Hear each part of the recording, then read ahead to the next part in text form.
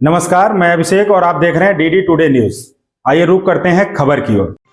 घर परिवारों में बुजुर्गों के साथ बढ़ता दुर्व्यवहार में बड़ा कारण नशा।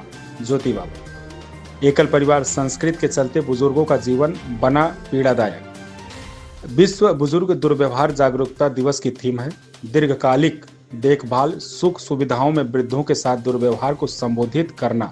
डाटा और कार्रवाई के माध्यम से यह थीम वृद्धि विशेष रूप से नर्सिंग होम और सहायता प्राप्त करने वाले केंद्रों जैसे दीर्घकालिक देखभाल सुविधाओं में रहने वाले लोगों के साथ दुर्व्यवहार अपेक्षा और दुर्व्यवहार को संबोधित करने की तत्काल आवश्यकता पर प्रकाश डालती है। यह इन सेटिंग्स के भीतर बुजुर्गों के साथ दुर्व्यवहार की पहचान करने, समझने और उसके खिलाफ कार्रवाई करने के लिए डाटा संचालित दृष्टिकोण का उपयोग करने के महत्व पर जोर देता है। उपरोक्त बात सोसाइटी योग ज्योति इंडिया के तत्वाधान में हिंदू जागरण मंच के सहयोग से नशा मुक्ति युवा भारत अभियान के तहत विश्व वृद्ध दुर्व्यवहार जागरूकता दिवस के अवसर पर आयोजित संगोष्ठी शीर्षक बुजुर्गों के साथ बढ़ता दुर्व्यवहार में बड़ी भूमिका निभाते युवा नशा पर अंतर्राष्ट्रीय नशा मुक्त अभियान के प्रमुख एवं Asia book of world रिकॉर्डधारी yoga guru ज्योति बाबा ने कही। डॉक्टर आरसी शर्मा ने कहा कि भारत में 2050 में वृद्धों की संख्या अभी की तुलना में दोगुनी हो चुकी होगी, लेकिन ऐसा लगता है बच्चों के नशे के रोग के कारण उसमें बीमार पड़े बच्चों की बुढ़ापे में खुद वृद्धों को सेवा करनी पड़ेगी। मयंक त्रिपाठी ने जोर देकर कहा कि अब तो सनातन हिंदू परिवार में भी वृद्धों के साथ घर के लोगों के साथ ही रोज विभिन्न प्रकार की हिंसा व शोषण की घटनाएं प्रकाश में आ रही हैं। संगोष्ठी की अध्यक्षता कुशल पाल सिंह, संयोजन श्रीमती सुलोचना दीक्षित व धन्यवाद टिंकू वाल्मीकि ने किया। अंत में योग गुरु ज्योति बाबा ने सभी को वृद्धों की सेवा करने एवं नशा मुक्त भारत बनाने का संकल्प दिलाया। कानपुर से रिपोर्टर संतोष प्रजापति। विश्व वृद्ध दुर्व्यवहार जागरूकता दिवस पर ज्योति बाबा जी आपने क्या किया?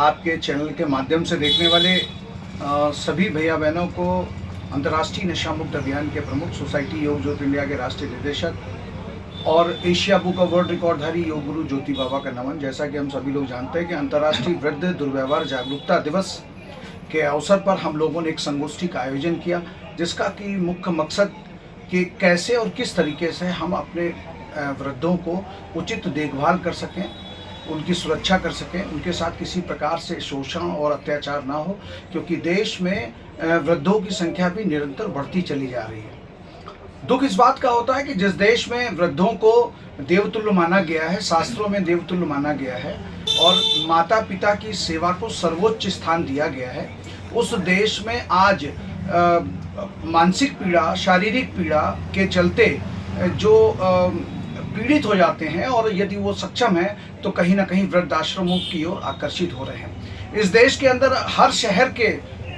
शहर में वृद्धाश्रमों की एक बढ़ती श्रृंखला इस बात का द्योतक है कि सनातन हिंदू परिवारों में भी जो वृद्धजन हैं वो कहीं ना कहीं अपनी संस्कृति से भटके हैं और संस्कृति से भटकने के चलते आज उनको वृद्धाश्रमों में रहना पड़ रहा है।